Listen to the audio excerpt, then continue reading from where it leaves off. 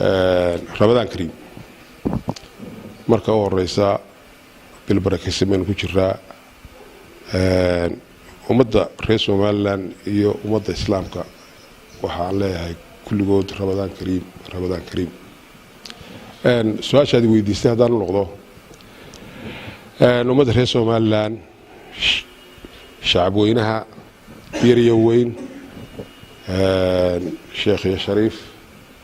odayo ruuha iyo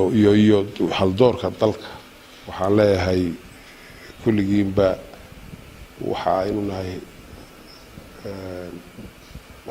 ciidan dadweynaha reer Soomaaliland waa ciidankii ummadan waxa weeyaan gacmihii ciidanka nabadgelyada waxaan ku baraarujinayaa in ay ilaaliyaan oo ay dhowraan nabadgelyada kala shaqeeyaan ciidamada kala duwan ee qaranka wixii hawleen nabadgelyaa iyaga gacmahoogiya iyaga indhahoogiya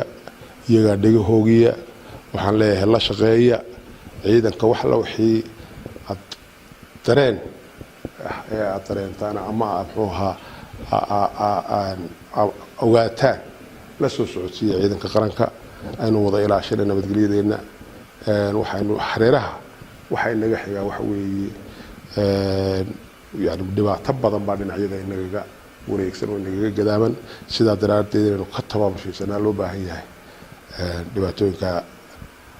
ka jira gayiga inagu gadaaman waxaan leeyahay aan fuujignaan oo aan ilaashano inaga oo sooman